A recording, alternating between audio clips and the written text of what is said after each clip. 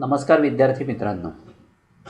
आज आपण घटना समितीचं स्वरूप, घटना समितीचं कामकाज आणि घटना समितीची आधारस्थानं नेमकी कोणत्या पद्धतीची आहेत किंवा घटना समितीची ज्याला आपण उगमस्थानं म्हणूया ती कोणत्या पद्धतीची आहेत याविषयी चर्चा करणार आहोत.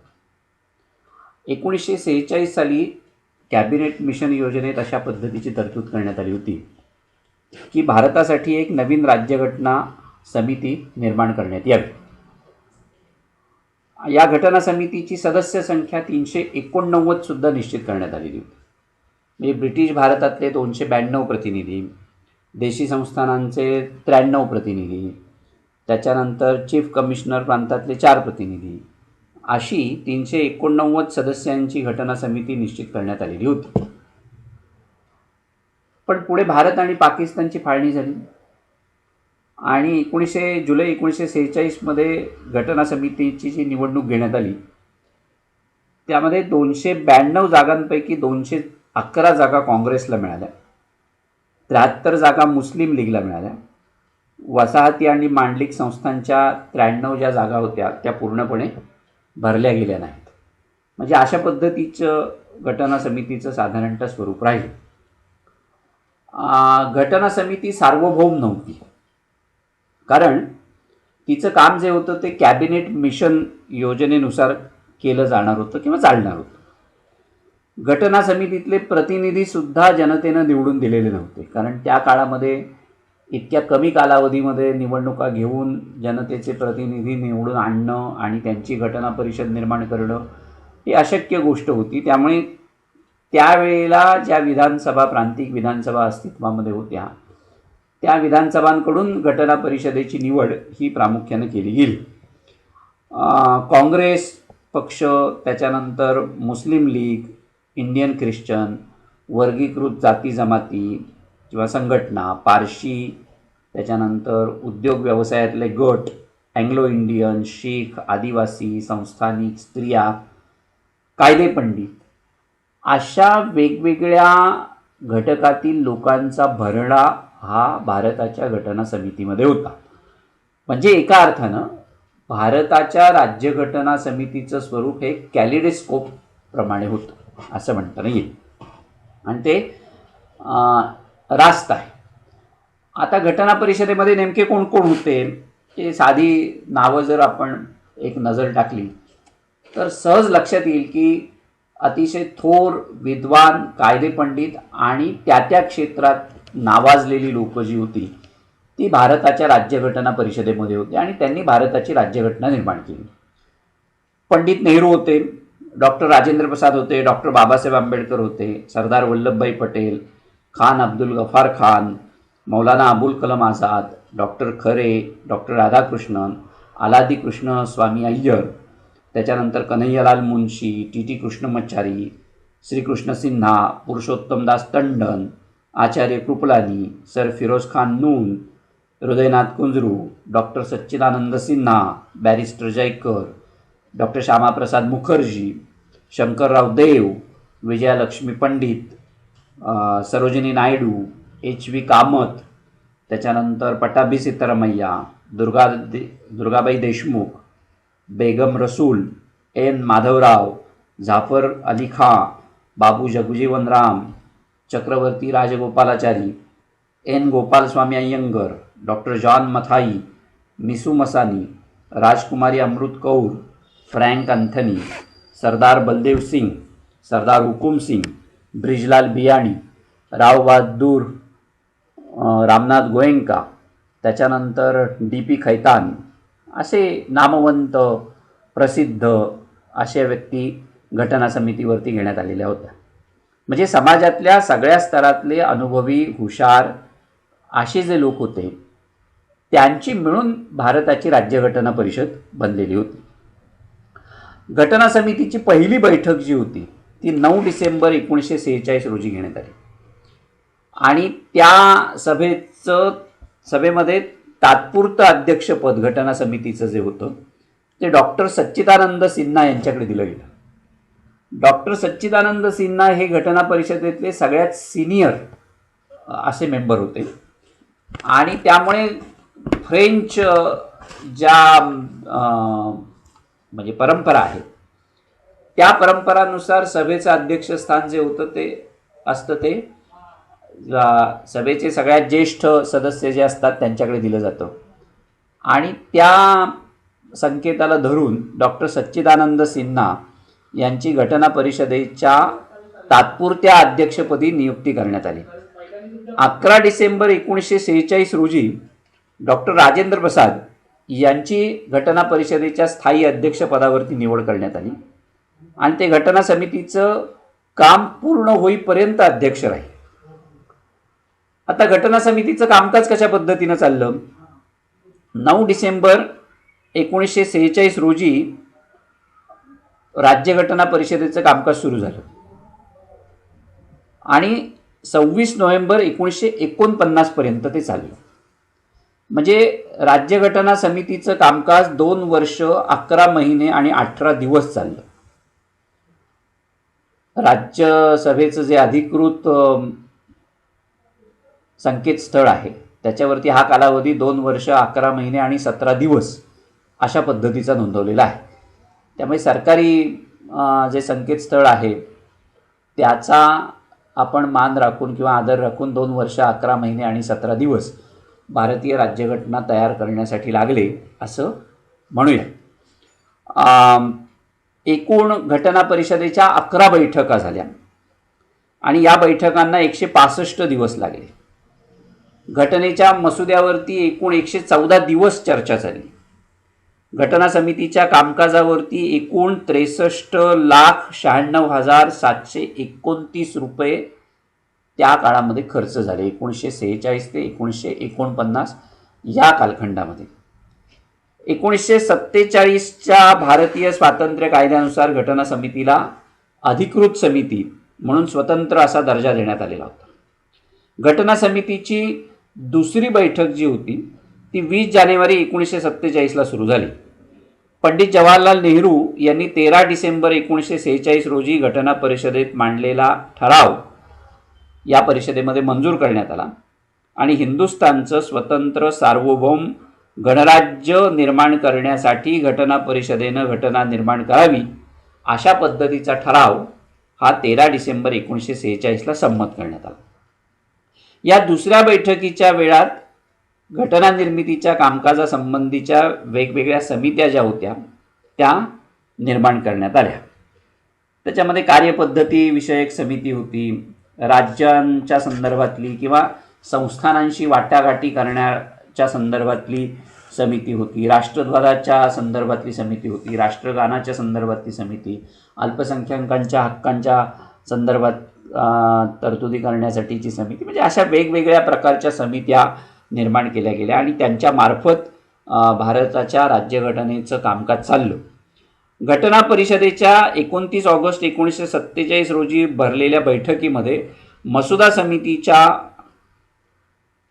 समितीची निर्मिती करण्यात आली आणि मसुदा समितीच्या अध्यक्षपदी डॉक्टर बाबासाहेब आंबेडकर यांची नियुक्ती करण्यात आली की निवड करण्यात आली. नियुक्ती नव्हे, निवड करण्यात आली.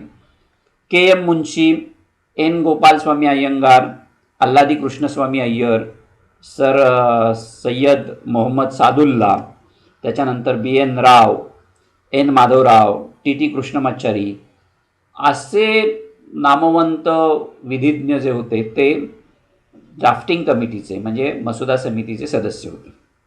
मसुदा समितीनं 21 फेब्रुवारी 1948 रोजी घटनेचा मसुदा घटना समितीकडे पाठवला.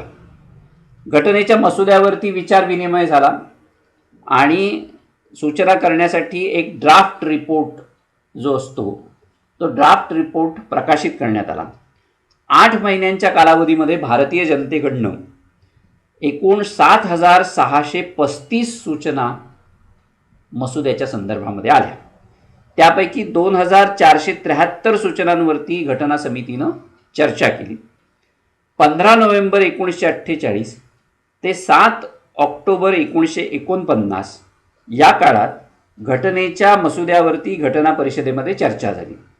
14 नोव्हेंबर ते 26 नोव्हेंबर 1949 या कालखंडामध्ये घटनेच्या मसुद्याचं 3रं वाचन होऊन डॉक्टर राजेंद्र प्रसाद यांच्या सहीनं राज्यघटनेला मंजुरी देण्यात आली.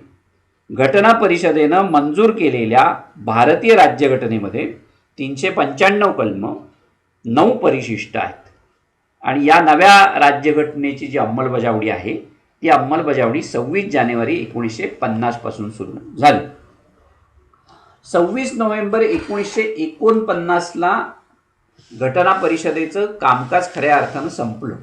म्हणजे त्या दिवशी भारतीय राज्यघटना घटना परिषदेनं स्वीकृत केली आणि ती म्हणजे अधिकृत केली, म्हणजे स्वतःला समर्पित करून घेतली. आणि म्हणून तो दिवस संविधान दिवस म्हणून सुद्धा साजरा केला जातो. दरवर्षी 26 नोव्हेंबर हा दिवस भारतामध्ये संविधान दिवस म्हणून साजरा केला जातो. तो दिवस साजरा करण्यामागे जी भूमिका आहे ती म्हणजे भारताच्या संविधानाच्या संदर्भातली जाणीव जागृती व्हावी, हा त्याच्या मागचा मुख्य उद्देश आहे असं आपल्याला म्हणता येईल. आता ही झाली प्राथमिक चर्चा या सगळ्या राज्यघटनेच्या कामकाजाविषयी, की जी आपल्याला अभ्यासक्रमाशी निगडीत आहे तेवढीच आपण चर्चा केलेली आहे. याचे बरेच खंड प्रकाशित झालेले आहेत चर्चेचे आणि तो संदर्भाचा विषय आहे. त्यामुळे आज आपण विस्तारभयास्तव एवढी माहिती आपल्याला पुरेशी आहे. भारताच्या राज्यघटनेची निर्मिती करताना घटनाकारांना वेगवेगळ्या राज्यघटनांचा आणि तिथल्या शासन पद्धतींचा अभ्यास करावा लागला. वेगवेगळ्या राज्यघटनांमधल्या चांगल्या तत्वांची किंवा पद्धतीची स्वीकृती करत असताना सखोल अभ्यास करून त्याची शहानिशा करून बऱ्याच वेळेला निर्णय घ्यावे लागले.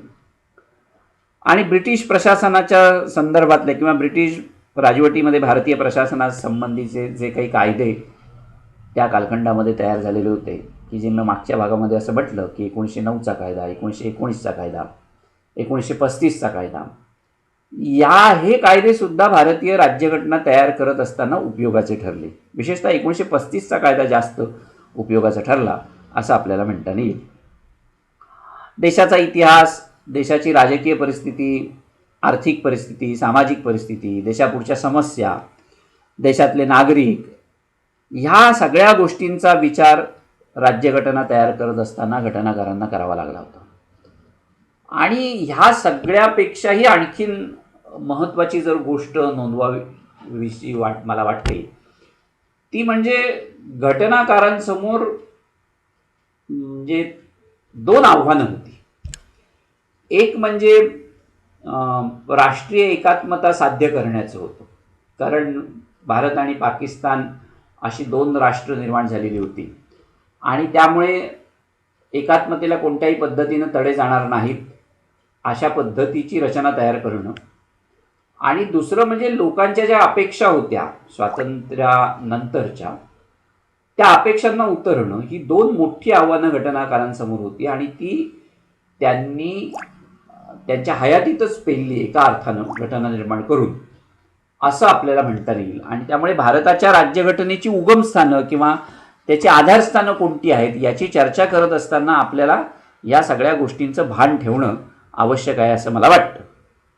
आता भारताच्या राज्यघटने तयार करत असताना मगाशी मी म्हटलं त्या पद्धतीनं वेगवेगळ्या देशांच्या राज्यघटनांचा अभ्यास करण्यात आला आणि त्या देशाच्या राज्यघटनांमध्ये ज्या चांगल्या नोंदी होत्या त्या चांगल्या नोंदी स्वीकारण्याकडे आपल्या घटनाकारांचा कल राहिलेला होता. म्हणजे एका अर्थानं आपण इतर देशांच्या राज्यघटनांमधनं उसनवारी केली असं सुद्धा म्हटलं जातं. म्हणजे हा एक आरोप आहे. बऱ्याच वेळा असं म्हटलं जातं की राज्यघटना लिहिली म्हणजे काय केलं, तर वेगवेगळ्या देशातल्या राज्यघटना घेतल्या आणि त्यातले जे काही चांगले घटक होते ते उतरून काढले.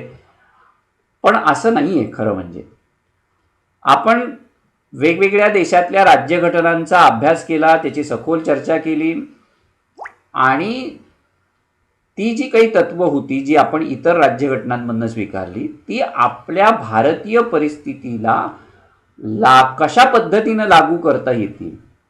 कारण इतर देशांमधली असलेली परिस्थिती आणि आपल्या देशामध्ये असलेली परिस्थिती याच्यामध्ये जमीन अस्मानचं अंतर होतं. अशा वेळेला ती लागू करत असताना ती कशा पद्धतीने करावीत याचं मंथन जे होतं ते घटना परिषदेमध्ये झालं आणि नंतरच ती लागू करण्यात आलेली आहे. त्यामुळे आपल्या राज्यघटनेमध्ये उसनवारी केल्याचा जो आरोप आहे तो सुद्धा बऱ्याच वेळा चुकीचा आहे असं आपल्याला म्हणता येईल. आता वेगवेगळ्या देशांचा आपल्या घटनेवरती प्रभाव पडला म्हणजे नेमकं काय झालं? सगळ्यात जास्त प्रभाव जर कुठल्या देशाचा पडला असेल तर तो इंग्लंडचा. साहजिक आहे, कारण इंग्लंडचं म्हणजे ब्रिटिश शासन, इंग्रजांनी आपल्यावरती जवळपास 300 वर्ष राज्य केलेलं होतं आणि प्रत्यक्ष ब्रिटिश शासनानं 100-125 वर्ष राज्य केलेलं होतं. त्यामुळे त्या 100-150 वर्षाच्या कालखंडामध्ये त्यांनी केलेले कायदे आणि त्यांच्या शासन पद्धतीचा जो प्रभाव होता तो भारताच्या संविधानावरती पडला. मी मागच्या भागामध्ये असं म्हटलं होतं की शासनाच्या रचना ज्या आहेत त्या एका रात्रीमध्ये बदलता येत नाही किंवा एका रात्रीमध्ये उभ्या सुद्धा करता येत नाही. हा एक महत्त्वाचा भाग आहे आणि त्यामुळे पार्लमेंट असेल, नामधारी राजा असेल, पंतप्रधान, मंत्रिमंडळाची सामूहिक जबाबदारी, ही जी काही तत्त्वं आहेत ही तत्त्वं आपल्याला इंग्लंडकडून मिळाली किंवा इंग्लंडच्या राज्यघटनेची ती आपल्याला मिळालेली देणगी आहे असं आपल्याला म्हणता येईल. म्हणजे इंग्लंडकडून आपल्याला काय मिळालं तर संसदीय शासन व्यवस्थेचा वारसा जो होता तो आपल्याला इंग्लंडकडनं मिळाला. काही लोक असं म्हणतात की संसदीय शासनापेक्षा भारताला अध्यक्ष शासन पद्धती नसती का स्वीकारता आली. तर त्याचं उत्तर मगाशी मी म्हटलं तसं की कालौघामध्ये ज्या शासनाच्या रचना निर्माण होत गेल्या त्याच पुढे स्वीकारण्याशिवाय गत्यंतर नसतं, कारण त्या एका रात्रीमध्ये मोडून नवीन व्यवस्था उभी करता येत नाही. हा त्यातला महत्त्वाचा भाग आहे. आणि आपली मानसिकता, जनतेची मानसिकता नेमकी कशा पद्धतीची आहे त्याचाही विचार होणं त्यावेळी आवश्यक असतं. ह्या दोन गोष्टी जर लक्षात घेतल्या तर इंग्लंडच्या राज्यघटनेचा आपल्यावरती विशेष प्रभाव आहे असं आपल्याला म्हणता नाही. त्याच्याशिवाय अमेरिकेच्या राज्यघटनेचा सुद्धा आपल्यावरती प्रभाव आहे, कारण आपली राज्यघटना लिखित राज्यघटना आहे, अमेरिकेची राज्यघटना लिखित राज्यघटना आहे. राज्यघटनेतली उद्देशपत्रिका, ज्याला आपण प्रस्तावना असं म्हणतो किंवा सरनामा मराठीमध्ये आणखीन चांगल्या भाषेत म्हणायचं झालं तर ती उद्देशपत्रिका, ती प्रस्तावना किंवा तो सरनामा आपण अमेरिकेच्या राज्यघटनेकडून मिळालेली आपल्याला ती देणगी आहे. त्याच्यानंतर अमेरिकेच्या राज्यघटनेकडून आपल्याला काय आणखीन मिळालं तर मूलभूत हक्क, त्याच्यानंतर संघराज्याची शासन पद्धती, न्यायालयीन पुनर्विलोकनाचा अधिकार, सर्वोच्च न्यायालय, राष्ट्रपतींचे आणीबाणी विषयक अधिकार, उपराष्ट्रपती पद, त्याच्यानंतर घटनादुरुस्तीची पद्धत, अशा अनेक गोष्टी आपण अमेरिकेच्या राज्यघटनेतील तरतुदींचा अभ्यास करून स्वीकारलेल्या आपल्याला साधारणतः दिसतात. तिसरं म्हणजे कॅनडाच्या राज्यघटनेचा सुद्धा आपल्यावरती प्रभाव आहे. म्हणजे संघराज्यात्मक शासन पद्धती आणि त्यातही मध्यवर्ती शासन जे आहे ते प्रभावी अशा पद्धतीनं कसं राहील हे आपण कॅनडाच्या राज्यघटनेकडून घेतलेलं आहे. आणि सगळ्यात महत्त्वाची जर कुठली देणगी असेल कॅनडाची आपल्या राज्यघटनेला मिळाली ते म्हणजे शेषाधिकार. म्हणजे केंद्र सरकार, राज्य सरकार यांना अधिकार देऊन जे अधिकार उरतात त्यांना आपण शेषाधिकार असं म्हणतो, राहिलेले अधिकार. तर हे शेषाधिकार जे आहेत ते केंद्र सरकारकडे किंवा संघ सरकारकडे देणं, या ज्या काही तरतुदी आहेत या आपण कॅनडाकडून घेतलेल्या आहेत. आयर्लंडच्या राज्यघटनेकडूनही आपल्याला काही गोष्टी मिळालेल्या आहेत. त्या म्हणजे राज्याच्या धोरणाची जी मार्गदर्शक तत्त्वं आहेत ती आपण आयर्लंडकडनं स्वीकारली. राष्ट्रपती पदासाठी जे एक निवडणूक मंडळ, इलेक्टोरल कॉलेज ज्याला म्हणतो आपण, ते आपण नंतर पुढच्या प्रकरणामध्ये बघणार आहोत. तर ते इलेक्टोरल कॉलेज ची जी पद्धती आहे ती आपण आयर्लंडकडनं स्वीकारलेली आपल्याला दिसते. ऑस्ट्रेलियाच्या राज्यघटनेचा प्रभाव आपल्या राज्यघटनेवरती दिसतो. म्हणजे ऑस्ट्रेलियामधून आपल्याला काय मिळालं तर संसदेच्या दोन्ही सभागृहांची संयुक्त बैठक घेण्याची जी तरतूद आहे, म्हणजे लोकसभा आणि राज्यसभा याच्यामध्ये जर विसंवाद झाला तर दोन्ही सभागृहांची संयुक्त बैठक बोलावली जावी आणि त्याच्यामध्ये कायदे निर्मितीचं काम व्हावं, ही जी तरतूद आहे ती तरतूद आपण ऑस्ट्रेलियाच्या राज्यघटनेकडनं स्वीकारलेली आहे. त्याच्यानंतर सामायिक सूची, समवर्ती सूची ज्याला आपण म्हणतो, केंद्र सूची, राज्य सूची आणि समवर्ती सूची, म्हणजे केंद्राचे अधिकार, राज्याचे अधिकार हे देऊन झाल्यानंतर जे विषय उरणार आहेत ते समवर्ती सूचीमध्ये टाकले गेलेले आहेत. आणि समवर्ती सूची म्हणजे ह्या 3 सूचींव्यतिरिक्त जे विषय निर्माण होतात नव्यानं, ते त्याला आपण शेषाधिकार असं म्हणतो. तर ती समवर्ती सूचीची जी तरतूद होती, ती तरतूद आणि त्यासंबंधीचं केंद्राचे कायदे जे आहेत ते घटक राज्यांपेक्षा श्रेष्ठ समजण्याची जी पद्धती होती, ती आपण ऑस्ट्रेलियाकडनं स्वीकारलेली आहे असं आपल्याला म्हणता येईल. सोव्हिएत राज्यघटनेचा प्रभाव सुद्धा आपल्या घटनेवरती दिसतो. तो म्हणजे मूलभूत कर्तव्य आणि पंचवार्षिक योजना वगैरे ज्या होत्या त्या आपण सोव्हिएत रशियाकडनं स्वीकारलेल्या आपल्याला दिसतात. म्हणजे भारतीय राज्यघटनेवरती अशा वेगवेगळ्या राज्यघटनांचा प्रभाव जो आहे तो विशेष करून आपल्याला दिसतो. आणि ह्या उसनवारीतनं म्हणजे उदार उसनवारीतनं निर्माण झालेली ही जी राज्यघटना आहे भारताची, ती अतिशय गुंतागुंतीची, जटिल आणि संदिग्ध बनलेली आहे अशी टीका बऱ्याच वेळेला होते. पण मगाशी मी म्हटलं त्या पद्धतीनं की ही टीका अतिशय गैरलागू आहे किंवा निरर्थक आहे. भारतीय घटनाकारांनी वेगवेगळ्या घटनांमधल्या ज्या काही तरतुदी होत्या त्या तरतुदींचा स्वीकार करण्यापूर्वी त्यांचा सखोल अभ्यास आणि विचारविनिमय केलेला होता. कारण राज्यघटना निर्माण करताना इतर देशांच्या तरतुदींचा म्हणजे राज्यघटनेतल्या तरतुदींचा किंवा अनुभवांचा विचार करणं हे क्रमप्राप्त आहे किंवा आवश्यक आहे एका अर्थानं असं आपण म्हणू शकतो. म्हणजे ते एक उगमस्थान भारताच्या राज्यघटनेचं आहे असं आपल्याला म्हणता येईल की इतर देशांच्या ज्या काही राज्यघटना होत्या त्या राज्यघटनांमधून आपण काही गोष्टी स्वीकारलेल्या आहेत. दुसरं म्हणजे 1935चा कायदा, म्हणजे ते एक उगमस्थान आहे भारताच्या राज्यघटनेचं. कारण त्याचा प्रभाव 1935च्या भारत प्रशासन कायद्याचा प्रभाव भारताच्या राज्यघटनेमध्ये आहे. म्हणजे भारतीय राज्यघटनेचा 2/3 भाग जो आहे, 75% भाग ज्याला आपण म्हणू, हा 1935च्या भारत प्रशासन कायद्याच्या आधारानं तयार केलेला आहे. अर्थात 1935च्या कायद्यातल्या तरतुदी ज्या होत्या त्या जशाच तशा आपण स्वीकारलेल्या नाहीत, परिस्थितीनुसार त्याच्यामध्ये बदल केल्या. उदाहरणार्थ संघराज्य पद्धती, केंद्रीय मंत्रिमंडळ, कायदेमंडळ, अधिकारांची विभागणी, सर्वोच्च न्यायालय इत्यादी भाग जे आहेत ते आपण 1935च्या कायद्यामधनं स्वीकारलेले आपल्याला साधारणतः दिसतात. तरी पण एक महत्त्वाचा फरक लक्षात घेणं महत्त्वाचं आहे, तो म्हणजे 1935चा कायदा ब्रिटिश सरकारनं भारतात लादलेला होता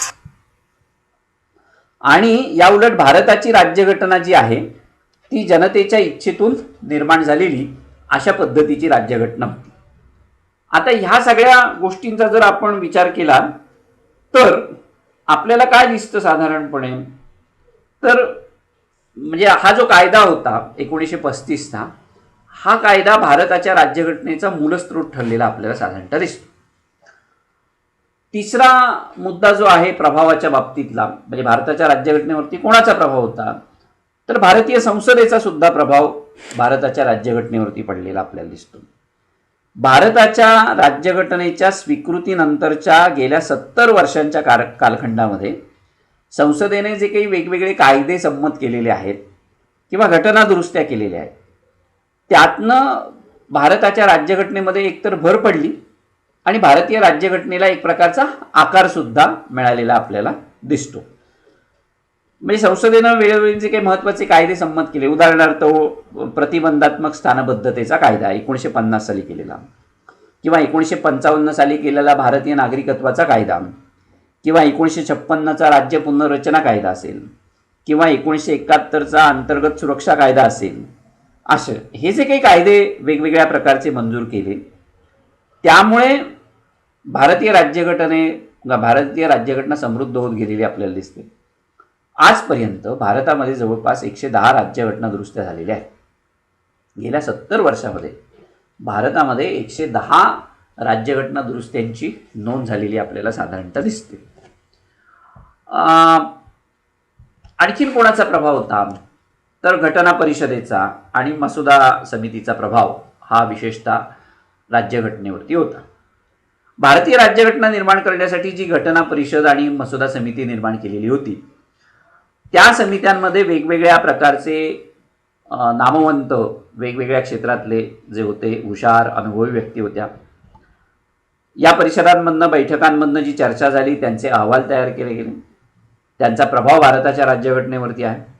घटनात्मक वाद जेव्हा जेव्हा निर्माण झाले तेव्हा घटना परिषदेमध्ये कोणत्या प्रकारची चर्चा झाली, त्या चर्चांचा आधार नंतरच्या कालावधीमध्ये घेतला गेला आणि म्हणजे राज्यघटनेचा अर्थ लावण्याच्या कामामध्ये ते मंथन जे होतं, खंडन मंडन जे काही झालं त्या कालखंडामध्ये, त्याचं रेकॉर्डिंग आपल्याकडे आहे. त्याचं अभिलेख ज्याला आपण म्हणतो, तो अभिलेख आपल्याकडे उपलब्ध आहे. त्यामुळे त्याचा घटना समितीतल्या किंवा ड्राफ्टिंग मसुदा समितीतली जी काही चर्चा होती, त्या चर्चेचा सुद्धा भारताच्या राज्यघटनेवरती प्रभाव आहे असं आपल्याला म्हणता येईल. काही न्यायालयीन निर्णय जे होते त्यांचा सुद्धा भारताच्या राज्यघटनेवरती प्रभाव पडलेला आपल्याला दिसतो. म्हणजे भारताच्या सर्वोच्च न्यायालयाने जे काही वेळोवेळी निर्णय दिलेले आहेत ते निर्णय, उदाहरणार्थ गोपालन विरुद्ध मद्रास राज्य, चंपकम विरुद्ध मद्रास राज्य, गोलकनाथ खटला असेल, गोलकनाथ खटल्याच्या बाबतीमध्ये आपण नंतरच्या प्रकरणामध्ये बोलणार आहोत, संस्थानिकांच्या तनखेबंदीचा निर्णय असेल किंवा त्या संदर्भातला खटला असेल, या खटल्यांच्या संदर्भामध्ये सरकारनं आपल्या न्यायालयाने जे काही निर्णय दिलेले आहेत त्या निर्णयांमुळं राज्यघटनेची समृद्धता आणखीन वाढली असं आपल्याला म्हणता येईल. त्याच्याबरोबरीनं आणखीन एक महत्त्वाचा स्रोत किंवा आधार राज्यघटनेचा ज्याला आपल्याला म्हणता येईल तो म्हणजे राज्यघटनेवरचं भाष्य किंवा जे टीकाग्रंथ लिहिले गेले, त्यांनी सुद्धा राज्यघटनेला आकार प्राप्त झाला असं आपल्याला म्हणता येईल. आता हे टीकाग्रंथ ज्यांनी लिहिले त्याच्यामध्ये जेनिंग होते, दुर्गादास बसू होते, आपल्याकडचेच बोलायचे झाले तर त्र्यंबक कृष्णाजी टोपे, त्यांनी भारतीय राज्यघटनेवरती एक सुंदर असा ग्रंथ लिहिलेला आहे. अमेरिकेचे न्यायाधीश Douglas, Menon, Dicey, KC where, Nani Palkhivala, HM. सिरवई असे अनेक विचारवंत होते की त्यांनी भारताच्या राज्यघटनेचं टीकात्मक परीक्षण केलं आणि त्यामुळे भारतीय राज्यघटनेमध्ये आणखीन भर पडली किंवा त्याचा अर्थ आणखीन स्पष्ट, प्रवाही ज्याला आपण म्हणतो, घटना प्रवाही होण्यामध्ये या टीकाग्रंथांची मदत झालेली आपल्याला साधारणतः दिसते. आणि सगळ्यात शेवटचा प्रभाव जर कोणाचा असेल तर तो म्हणजे भारतीय जनतेचा. भारतीय राज्यघटनेचं खरं उगमस्थान जे आहे ते भारतीय जनता आहे. We the people of India. भारतीय राज्यघटनेच्या उद्देशपत्रिकेमध्ये सुरुवातीलाच असं म्हटलेलं आहे, we the people of India, आम्ही भारताचे लोक ही घटना तयार करून, मान्य करून, स्वतःला स्वीकृत आणि समर्पित करून घेत आहोत, असं ते म्हणजे वर्डिंग आहे. मी काही सगळ्याचं सगळं बोलून नाही दाखवलं, पण त्यातला मतितार्थ असा आहे की ही राज्यघटना आम्ही तयार केलेली आहे आणि ती आम्ही स्वतःला समर्पित करून अधिनियमित केलेली आहे, असा त्याचा एक मतितार्थ आहे. भारतीय घटना समितीकडून जरी ही घटना निर्माण झालेली असली तरी ते स्वतः असं म्हणत नाही की ती आम्ही तयार केलेली आहे, घटना समितीने तयार केलेली आहे. ते असं म्हणतात की आम्ही लोकांचे प्रतिनिधी म्हणून ही घटना तयार केली गेली. म्हणजे ही राज्यघटना कोणाची आहे तर लोकांची आहे. लोकांनी लोकांसाठी लोकांकडून चालवली गेलेली शासन संस्था आहे. हे जे काही लोकशाहीचं स्वरूप आहे ते स्वरूप घटनाकारांनी पूर्णपणे मान्य केलेलं आहे आणि भारतीय इच्छेतून किंवा भारतीय संमतीमधून, जनतेच्या संमतीमधून भारतीय राज्यघटना निर्माण झालेली आहे असं म्हणता येईल. आत्तापर्यंत झालेल्या सगळ्या सार्वत्रिक निवडणुका असतील आणि राज्य प्रशासनाला जनतेनं दिलेला पाठिंबा आणि सहकार्य जर पाहिलं तर ही घटना जनतेला मान्य आहे असंच आपल्याला म्हणता येईल. कुठेही घटनेच्या विरोधामध्ये कधीही शब्द वापरले गेले नाही, हा सगळ्यात महत्त्वाचा भाग आहे. म्हणजे राज्यघटना परिषदेवरती जे लोक ज्यांनी राज्यघटना बनवली ते नंतरच्या कालखंडामध्ये लोकसभेमध्ये निवडून आलेले आहेत, राज्यसभेमध्ये निवडून आलेले आहेत, त्यांनी जनतेचं प्रतिनिधित्व केलेलं आहे. जर जनतेला ही राज्यघटना मान्य नसती तर त्यांनी अशा लोकांना निवडून दिलं नसतं, हा सगळ्यात महत्त्वाचा भाग आहे. म्हणजे एका अर्थानं जनतेच्या इच्छेतून आणि गरजेतून राज्यघटना निर्माण झाली. राज्यघटनेमध्ये काही दुरुस्त्यासुद्धा घडवून आणल्या गेल्या 70 वर्षामध्ये. थोडक्यात भारतीय जनता हे घटनेचं खरं उगमस्थान आहे आणि तोच खरा राज्यघटनेचा आधारस्तंभ आहे असं आपल्याला म्हणता येईल. आज आपण इथे थांबू. आजच्या भागामध्ये आपण भारताच्या राज्यघटनेची निर्मिती कशी झाली आणि भारताच्या राज्यघटनेचे आधारस्थानं किंवा उगमस्थानं नेमकी कोणत्या पद्धतीची आहेत किंवा कोणते प्रभाव भारतीय राज्यघटनेमध्ये आपल्याला दिसतात त्यांची चर्चा केली. पुढच्या भागामध्ये आपण भारताच्या राज्यघटनेच्या वैशिष्ट्यांचा विचार करू. धन्यवाद.